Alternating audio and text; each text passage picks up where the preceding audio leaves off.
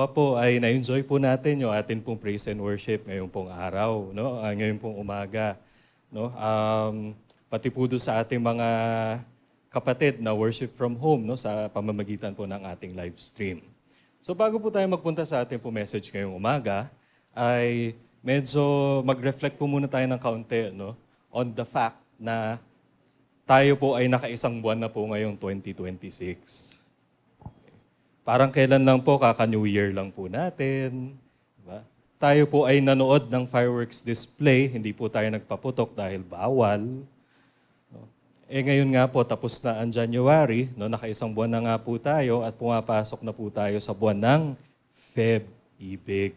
So marami po dito excited po sa Feb-Ibig. Diba? Excited po tayo dyan, ilulook forward natin yan. Lalo na po, no, in 2 weeks time ay Feb 14 na po. No? At pag-araw po ng Feb 14, lubos-lubos po ang Feb-Ibig. No? Andyan po yung mga kabi-kabila po mga date. No? At alam nyo po, madaling magplano ng date. Okay? Pero ang tanong po dyan, may pang-date ba? Mahirap po yung nagpaplano tayo ng date, wala po tayo pang-date. Sa tayo, sa turo-turo na lang. So yung nga po, no, Feb-Ibig na po mga kapatid. May tip lang po ako sa inyo, no, kung inyo pong mamarapatin. Sabado po kasi yung 14. Okay?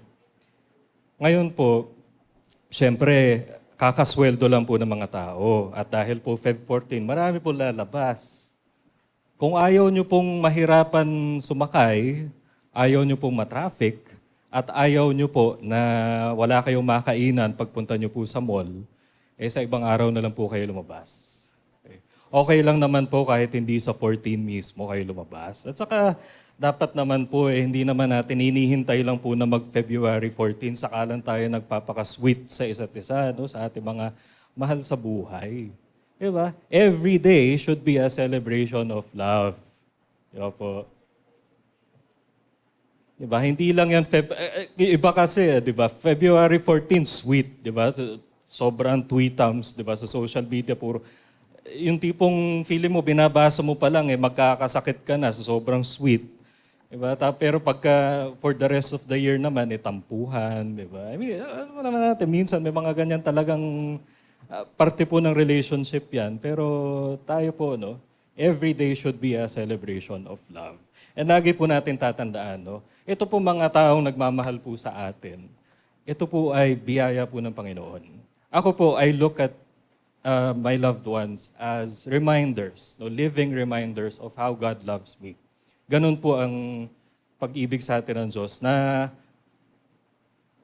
napakadakila po ng ginawa niya. Pero bukod pa po ron, pinaligiran po tayo ng mga tao na nagmamahal sa atin for who we are. Tanggap tayo, no? Pero at the same time, may ini-inspire tayo maging mas, to be better versions of ourselves. Kaya i-celebrate po natin yan araw-araw. Wag lang po pag February 14.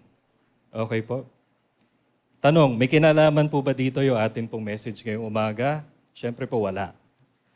Okay? So bago po tayo tuluyan po malihis, pakilabas po ang ating mga Bible. Okay lang po kung sa phone na Bible, basta po Bible talaga. Paalala ko lang po, maganda po yung zoom ng atin pong camera dyan sa likod.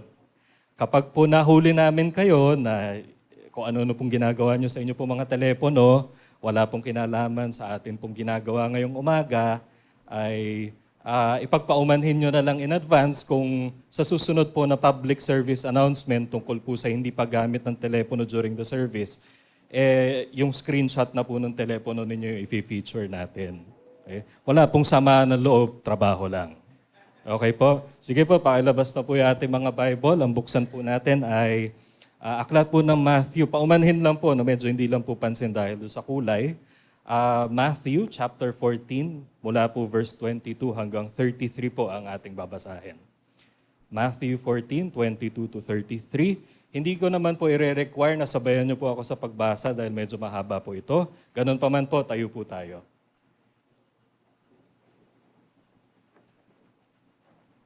Okay, babasahin ko po siya sa NIV. Marahil po yung iba, may ibang version, pero NIV po itong ipa-flash natin sa screen. 33 po yan, nakalimutan lang po natin palitan. Okay, verse 22. Immediately, Jesus made the disciples get into the boat and go on ahead of him to the other side while he dismissed the crowd. After he had dismissed them, he went up on a mountainside by himself to pray. Later that night, he was there alone, and the boat was already a considerable distance from land, buffeted by the waves because the wind was against it. Shortly before dawn, Jesus went out to them, walking on the lake. When the disciples saw him walking on the lake, they were terrified. "It's a ghost," they said, and cried out in fear. But Jesus immediately said to them, "Take courage, it is I. Don't be afraid." "Lord, if it's you," Peter replied, "tell me to come to you on the water." "Come," he said. Then Peter got down out of the boat, walked on the water, and came toward Jesus. But when he saw the wind, he was afraid, and beginning to sink, cried out, "Lord, save me." Immediately Jesus reached out his hand and caught him. "You of little faith," he said, "why did you doubt?" And while they climbed into the boat, the wind died down. Then those who were in the boat worshipped him, saying, "Truly, you are the Son of God." Pray po muna tayo. Panginoon, salamat po sa pagkakataon na to na kami po ay makakapagbulay-bulay po sa inyong salita at sa mga katotohanan po, Panginoon, na maaari po naming yakapin po na mahigpit sa aming po mga buhay. Panginoon, ang inyong lingkod ay hindi po karapat-dapat at hindi po lubos na maalam sa salita ninyo. Ngunit, Panginoon, ito po ay mensahe ninyo, hindi po mensahe ng inyong lingkod. Boses po ninyo, salita po ninyo, ang marinig po. Kayo po ang magturo sa amin, Panginoon, at sa inyo lang po lahat ng papuri at lahat po ng pasasalamat. In Jesus' name, Amen. Pwede na po umupo. So ito pong binasa natin po na parte po ng Bible ay napaka-familiar na po sa atin. Okay? Isa po ito sa mga, kumbaga po kapag nagtanong po tayo, ano yung mga, sige, name one miracle ng ating Panginoon. Malamang isa to sa mga madalas mababanggit, yung paglakad o paghakbang ng ating Panginoon sa tubig. Dito po natin makikita yung kapangyarihan ng Panginoon, yung kanyang power, yung kanyang control over nature. Kasi nga naman po, try nyo po, punta po kayo sa swimming pool, hakbang nyo pa lang po, lubog na kayo. Diba? So dito po, it defies the laws of physics. Naglalakad po sa tubig ang ating Panginoon. At syempre, hindi po kasi natural yun na naglalakad sa tubig. Kaya po yung mga apostol, nung nakita nila po ang Panginoon na naglalakad po sa tubig, sila po ay natakot. Kala nila multo. Okay? Pero maliban po doon sa kamanghamanghang pagkilos po ng Panginoon na yun, gusto ko rin po makita natin dito yung exchange between the Lord Jesus and Peter. Si Peter po ay magandang larawan po ng typical na mananampalataya. Siya po ay tulad po natin, medyo may pagka-emosyonal. Madali pong nadadala ng emosyon. Impulsive, sabi nga po. Na kapag panahon na tayo po ay nagagalak, when things are going our way or things are comfortable for us, napakadali po mag-praise the Lord. Pero kapag po panahon na po ng kagipitan o medyo hindi na po komportable, medyo umuurong tayo. Nakita po natin yan kay Pedro. So, balikan po natin yung kwento. Nakita po ng mga apostol, ang Panginoon naglalakad sa tubig. Natakot sila. Anong sagot ng Lord sa kanila? Guys, chill lang kayo, ako to. Siguro po si Peter na nakita niya na naglalakad ang Panginoon sa tubig. Nandun yung desire niya na parang siguro, uy, ang cool naman yan. By the way, pagpaumanhin nyo na po yung millennial lingo. Ang cool naman yan. Lord ko, ikaw talaga yan. Papuntahin mo ako dyan. Gusto ko rin maglakad. Alam mo yan, kulang na lang sabihin na niya na, Lord, gusto ko rin magawa yan. Ito po yung nakakatawa. For a moment at least, nakapaglakad din po si Pedro sa tubig. Nakahakbang din po siya sa tubig. Okay? Kung ano po yung nagawa ng Panginoon, nagagawa din niya. Kaso po, ang naging problema, naramdaman ni Pedro yung hangin na umiihip po na medyo malakas. Umiihip ng medyo malakas. At syempre po, kapag malakas ang hangin at nasa body of water po kayo, ano po nangyayari? Lumalakas din po yung alon. So napansin po niya ito at doon na po natuon yung kanya pong atensyon. At siya po ay natakot. Kasi nga naman po nakakatakot. Yun nga lang po, napapaisip din ako minsan kasi mangingisda po itong si Pedro. Pero ganun pa man po, takot pa rin siya kapag po lumalakas ang alon at hangin sa hindi po dagat lake po yan. Ano? At dahil nga po doon na natuon yung kanya atensyon, next thing he knew, siya po ay lumulubog na. Okay? So talagang panic mode na po siya nito. Diba? Lord, lumulubog na ako. Diba? Alam naman po natin yung kwento, inabot po siya ng Panginoon, iniangat siya, at ni-rebuke siya ng Lord. Diba? You of little faith, why did you doubt? Ito pong tagpong ito, maganda rin pong pagsasalarawan sa ating pong mga buhay bilang mga mananampalataya. May mga pagkakataon po na, sabi ko nga po kanina, may mga pagkakataon na andali po mag-praise the Lord. May mga pagkakataon din po na para bang ibang klaseng mental gymnastics ang kailangan po natin para lang makalma yung ating po mga isip at yung ating po mga puso. And nagiging mas challenging po ito ngayon dahil tayo po ay namumuhay sa isang mundong maingay. We live in a noisy world. Sino po ba yung nanonood pa po ng TV sa inyo? May nanonood pa po ba ng TV? Opo, isa-shutdown na po yung mga analog na TV station. Mukhang wala naman po apektado kasi streaming na po yata lahat tayo. Wala na po nanonood. Naalala niyo po yung mga TV nung araw, yung pag-ganon po yung antena. Opo. Anyway, kunyari po, manonood po kayo ng balita. Anong laman ng balita? Yung mga nakakagalit na mga bagay, di ba? Nakakagalit na nga po yung mga naririnig natin tungkol po sa pamahalaan, tungkol po sa mga tao sa pamahalaan, na imbes po na gawin na lang yung kanilang trabaho, kung ano-ano pa pong kalokohan na naiisip gawin. Nakakagalit din po yung mga, kumbaga, there is no shortage of bad news, mga kapatid, di ba? Ngayon po, sabi nga nila, don't shoot the messenger. Hindi naman po natin masisisi yung mga mamamahayag dahil naghahayag lang naman po sila kung ano po nangyayari. Ang nagiging problema nga lang po, nahahaluan pa po kasi na ibang mga bagay itong mga balita na to. So marami po sa atin, no, ano man po ang ating edad, lahat po tayo halos may Facebook. Diba po? Sino po may walang Facebook, taas po kamay. Ayun. So karamihan po meron. Okay? Pag nagbukas po kayo ng Facebook, ano po nakikita ninyo? Puro komentaryo. Di ba? Komentaryo kung ano-ano. Lahat na lang po ng issue sa everything under the sun. Ano?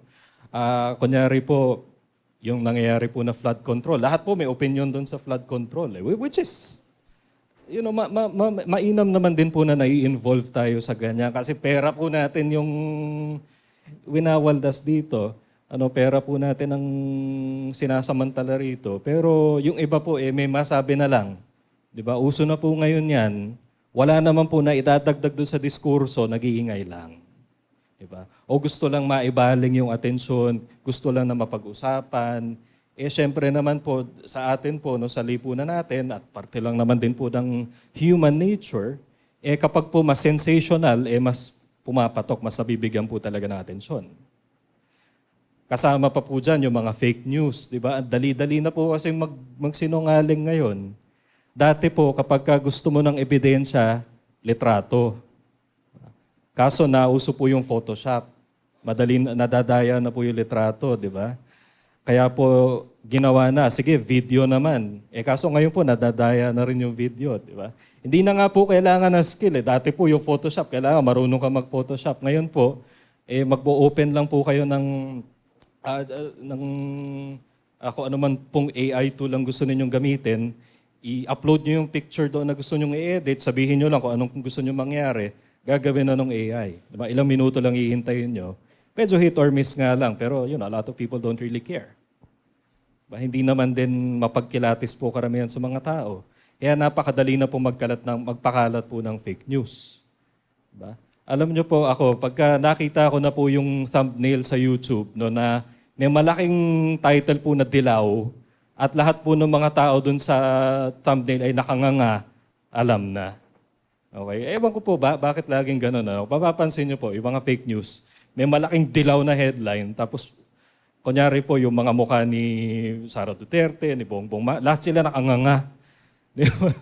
Di ko alam bakit ganun. So, Marami na pong ganun. And tayo rin po, no, mga kapatid, medyo dadigress lang po ng konti. Kung hindi po tayo maingat sa atin pong pagkonsumo ng mga impormasyon po na nakukuha natin, baka hindi po natin sinasadya, hindi po natin intensyon, nakakatulong po tayo na ma-amplify po yung ingay. Kaya po, bago po tayo mag-share, wag po nating kalimutan po, basahin naman po muna natin. Pakinggan naman po muna natin, panoorin naman po muna natin. Hindi po porke umantig sa inyo pong emosyon, share agad. Okay, wag po tayo maging gano'n, maging responsable po tayo. Again, marahil po ang intensyon po ninyo sa pag-share ay maganda, pero kung hindi po tayo nagiging maingat, hindi po tayo nagiging mapagkilate sa ating po pag-share, nakakadagdag pa po tayo sa problema, napapalakas pa po natin lalo ang ingay. Okay. Alam niyo po, speaking of social media, nakakamiss po yung panahon na ang social media po ay tambayan po ng mga magkakakilala. Dati po kasi, nung panahon po na kami pong mga millennial ay bata pa, no? Ngayon kasi Gen Z na mga pinagtutuunan ng pansin ngayon. Sila na kasi yung in crowd ngayon, mga millennial, mga tumatanda na, mga 30 anyos na mahigit. Dati nung kami po ang kabataan, ang social media po tambayan lang po yan. Diba? Diyan po nagtatagpo ang mga magkakaibigan, ang mga magkakaklase, ang mga magkakapamilya. At saka dati po, pagka nagbukas po kayo ng newsfeed, yung doon lang po sa mga finalo ninyo yung makikita ninyo. Ngayon po, nagbukas kayo ng Facebook, mas marami po doon yung post ng kung sino-sino na hindi nyo naman kilala, na madalas puro arte lang naman yung laman. Diba? Yung tipong food review, sige na lang, diba? Mas maganda naman yung food review. Kaso ang OA naman masyado ng pagkaka-review ng pagkain. Diba? Para na makulang na lang, hindi na makapagsalita sa sobrang sarap nung dire-review. Diba? Ganun na po ngayon eh. Ang dami na pong ingay sa ating paligid. I can go on and give more examples of how noisy our world has become. Pero ito po yung realidad ng ating buhay ngayon. Hindi na po natin matakasan. No? Lahat po ng facet ng buhay natin ay apektado po ng ingay na to. Ngayon, ano pong problema dito po sa ingay na ito? Una po, noise distracts. Okay. Yan po. Nagsusumigaw po yung font size natin. No? Medyo di lang po kita dahil sa kulay. It distracts us. No? Yung ingay po.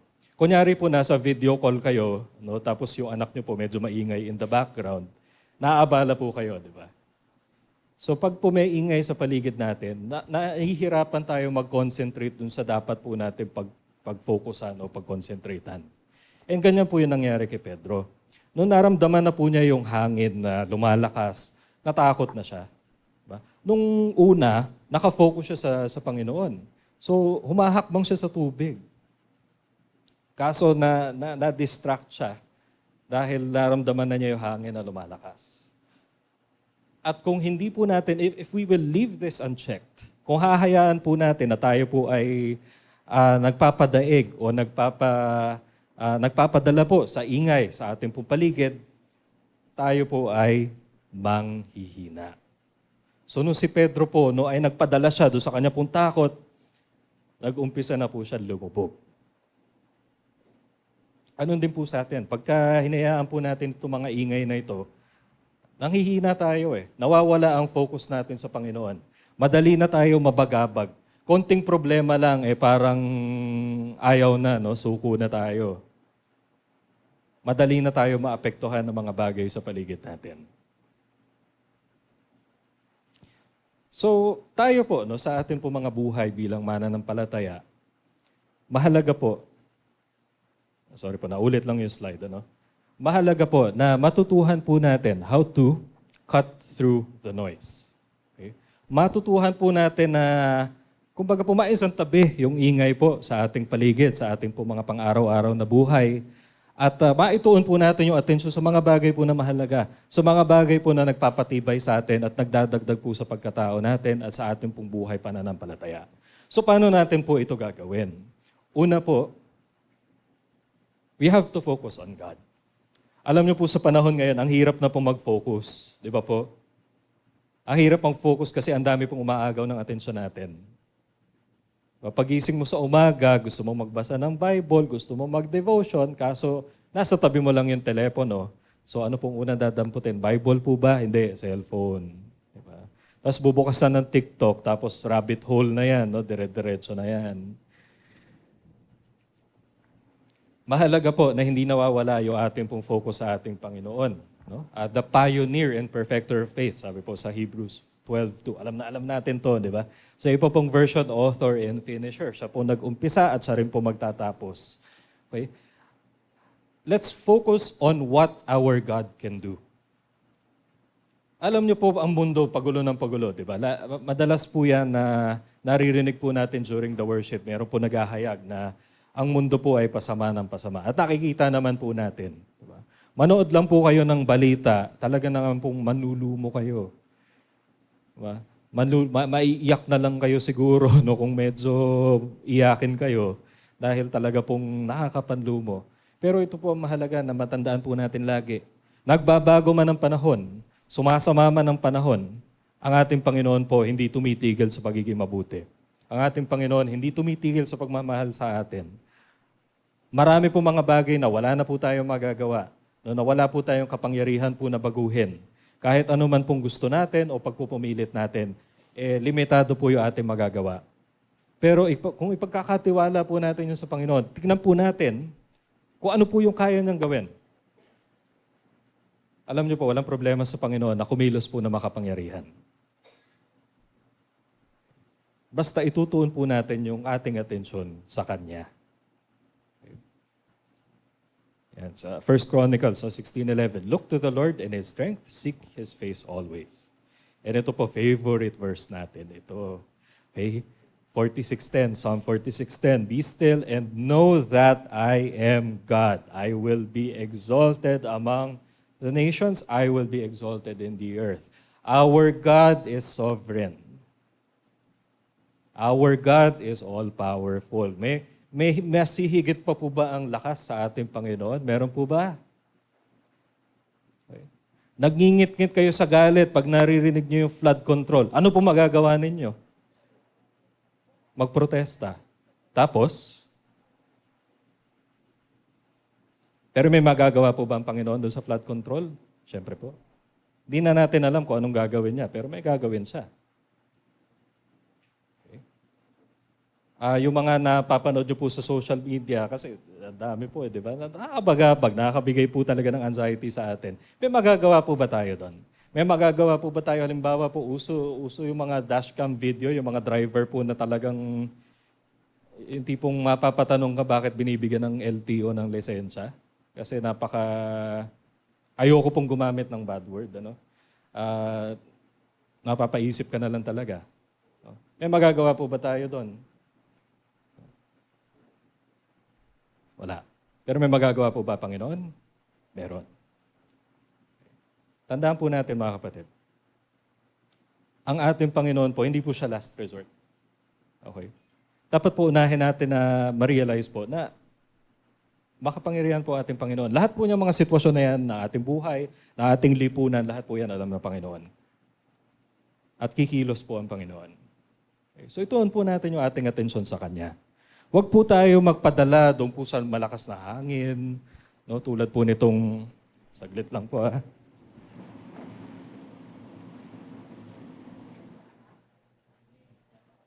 Huwag magpadala sa malakas na hangin kaso maginaw po kasi.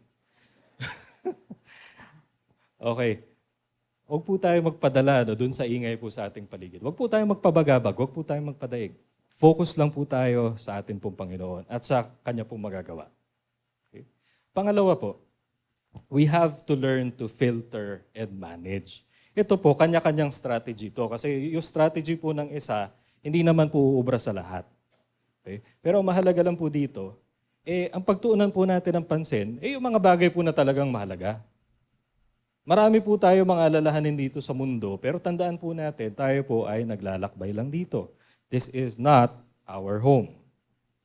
Marahil po yung iba sa atin ay mahaba-habang panahon po ang lalakbayin, yung iba naman po ay saglit lang, but this is not our home.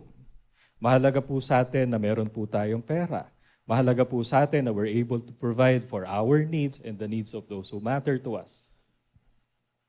Pero higit po mahalaga, yung naghihintay po sa atin pagkatapos po ng buhay natin dito. Doon po natin ito yung atensyon. Ngayon po, doon po sa yung filtering and managing the noise, no, sa atin po mga buhay. Kunyari po, familiar po ba kayo doon sa term na doom scrolling? Madalas nyo pong naririnig ito during the time po ng COVID. Ito, ang ibig sabihin lang po niyan, kahit po na nasistress na kayo sa kaka-browse ninyo ng social media, hindi nyo pa rin matigilan.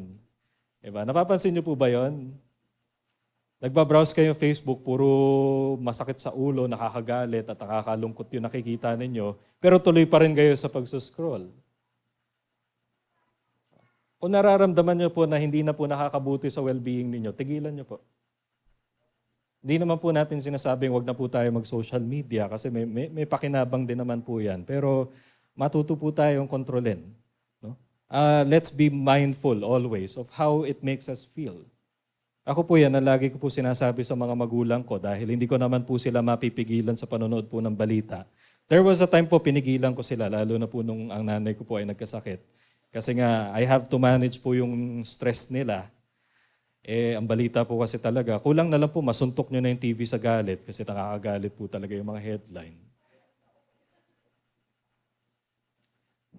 O kaya naman po minsan, syempre po, oras ng hapunan po yung TV, minsan po gusto nyo nang batuin ng tinidor yung TV. Mahal lang po kasi yung TV, di ba? Sayang naman.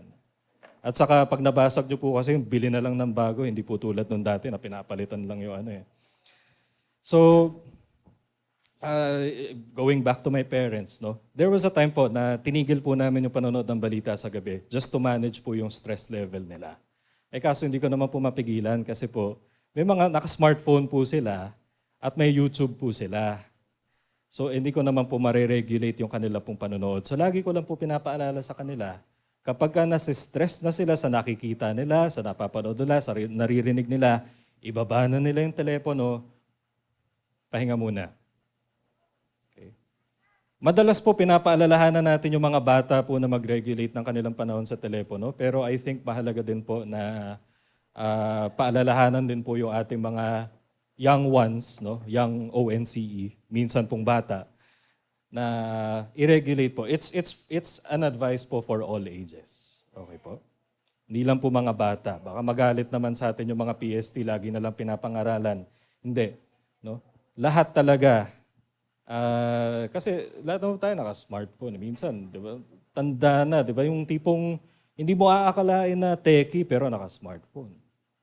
Kapag po halimbawa, nakain po ako sa labas, may grupo po ng mga senior, alam nyo po, minsan po, pag na-overhear ko mga usapan po nila tungkol sa Facebook, di ba? Tapos kapag po nabuo na po yung grupo nila, ano po unang gagawin? Selfie. Diba? Iba na po panahon ngayon eh. Diba? Hindi na lang po pang bagets yung mga ganyang bagay. So, relevant din po ito for all ages. Okay? Ako po, for example, hindi pa naman po ako matanda. Hindi ko lang po matatawag na yung sarili kong kabataan. Wala na po akong social apps sa aking pong phone. Tinanggal ko po lahat. Just to manage po yung amount of information na nakokonsumo ko and the amount of noise I'm bombarded with. Diba? I mean, that's one strategy po na pwede nyo subukan. Another would be just to limit your screen time. Okay? So maging ano po, ano man po yung approach natin, ang mahalaga lang po doon is we're always conscious of how it's making us feel. Diba? Kung inilalayo na po tayo niyan, no, sa atin pong faith, or if it is starting to diminish our faith, or it's starting to give us anxiety, tama na po muna. Okay? Pwede naman po magpatay ng telepono. Hindi naman po kayo mamamatay kung ang phone nyo po ay isasantabi nyo po muna. Okay? O kaya po palitan nyo na lang po ng mga yung dipindot. Wala na nga po eh, no? Meron po tinitinda pero may wifi pa rin. So, di ba? Samantalang dati po kapag may wifi ang cellphone mo, masyado ka ng importante. Anyway, so yun po, no? Let's learn to filter, let's learn to control the amount of information, the amount of noise. Again, hindi po natin maiiwasan completely, pero we have to be mindful of just how much we're consuming, how much is we're encountering in a day. And gawin po natin ang paraan na hindi po tayo nadadaig or hindi po nakakasama sa atin itong mga bagay na to. Pangatlo po at huli na po, keep walking. Okay? Tuloy-tuloy lang po tayo. Malakas ang hangin, okay lang. Tuloy lang tayo. Okay? Malakas ang alon, okay lang, tuloy lang tayo. Okay? Madalas po, no, we always speak of the Christian life as a race. Okay? Karera po. Pero ito po ay karera na hindi po ang usapan dito ay kung sino po ang nauna. Kasi meron pong mauuna at meron pong mahuhuli sa atin. Pero ano pong mahalaga? Matapos. Matapos tayo. Makarating tayo sa finish line. At ito pong circuit na to na tinatakbo po natin, hindi po ito patag lang. Hindi po ito parang yung sa mga, parang yung tawag po doon, track no, sa Marikina Sports na maayos. Hindi po. Meron po mga curveball, meron po mga obstacle, may mga lubak at kung ano-ano pa pong mga bagay na talaga pong susubukin yung resolve natin na magpatuloy. Pero magpapatuloy po tayo. Bakit po? Kasi meron tayong tinatanaw po after nito. Yung finish line. Yung marinig po natin sa Panginoon na sasabihin niya sa atin, "Well done, my good and faithful servant." Ang sarap po nun. Ano naman po yung hirap na nararanasan natin ngayon kung yun naman po ang naghihintay sa atin. Diba? Sabi nga po dito, 2 Timothy 2:12, "If we endure, we will also reign with Him. If we disown Him, He will also disown us." Alam niyo po, marami pong, around the time po na tumanggap ako sa Panginoon, nabalitaan ko po, yung isa po sa mga songwriter po ng isang malaking church, from whom yung ibang mga kanta po natin dito sa church ay ginagamit natin. Alam niyo po yung Most High po ba yun? Opo, Most High po yata. Siya po yung nagsulat nun. And around 2017 po, he renounced his faith. No, meron siyang post na para sinasabi niya na hindi ko na maipagpapatuloy itong paniniwalang ganito, ganyan-ganyan. Tuloy na siya nawala. And hindi lang po siya. Marami pa pong iba. Yung iba nga po mga pastor pa, iba na ni-renounce nila yung kanilang faith. Hindi na nila tinapos. Nakakalungkot po. After all the good na naranasan po nila mula sa Panginoon, sila pa po yung tumalikod. At bakit po tumatalikod? Just because of hardship. Nahirapan sila, nagkaroon ng pagsubok na talaga, nasubok sila ng husto. Diba? Talagang matindi po ang test sa kanila and they failed the test. Alam niyo po mga kapatid, matetest at matetest po talaga tayo. And yung ingay po na nararanasan natin na nakapaligid sa atin, isa po yan sa mga test. Kung tayo po ay magpapadaig dyan, kung tayo po ay magpapatalo dyan, napakalaking kasayangan po. Kaya matuto po tayo na i-manage po itong ingay na ito. Huwag po tayong padaig dito sa ingay na ito. Diba? Yang ingay po na yan, hindi po yan sa Panginoon. Ang ating Panginoon po ay Panginoon ng kapayapaan, ng katahimikan. Yang ingay na yan, ano lang po yan, device po yan ng kaaway para malihis po ang ating landas, ma-distract tayo, madapa tayo. Kung tayo man po ay nadadapa minsan, kasi let's face it, may mga panahon din po talaga na madadala po tayo ng ingay sa paligid natin. Pero mahalaga po dyan, wag po tayo magpadaig ng tuluyan. Okay? Tayo man po ay nadadapa, tayo ulit. Tas tuloy lang. Tandaan po natin, sa sarili po natin wala po tayong lakas. Pero nagagawa po natin ang mga bagay na hindi biro. Dahil po sa Panginoon, siya po nagbibigay ng lakas sa atin. Kung itutuon natin yung ating po atensyon sa Kanya, yung ating po pagtitiwala sa Kanya, hindi tayo bibigoyin ng Panginoon. Even things na sa tingin natin hindi na natin kaya, magagawa natin lahat yan dahil mabuti po ang ating Panginoon. Okay? So mga kapatid, let's cut through the noise. Focus on what matters most. Okay? Nawa po wag mawaglit. Tama po ba? Mawaglit sa ating isipan yan. Okay? Sige po, tayo po'y manalangin. Panginoon, salamat po sa pagpapahayag niyo po sa amin ngayong umaga. Salamat po, Panginoon, sa katotohanan po na ano man po yung mga bagay na nakakapagpabagabag sa amin, mga bagay po na nakakapagbigay po ng anxiety sa amin, andyan po kayo, Panginoon, para bigyan kami ng kapayapaan. Andyan po, Panginoon, kayo para kumilos po na makapangyarihan sa amin po mga buhay, sa amin po sa amin po kalagitnaan. Panginoon, tulungan niyo po kami na amin pong itutuon sa inyo yung amin pong atensyon.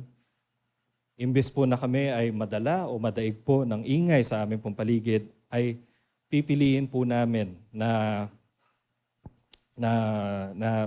pagtuunan po ng pansin kung ano po ang magagawa ninyo.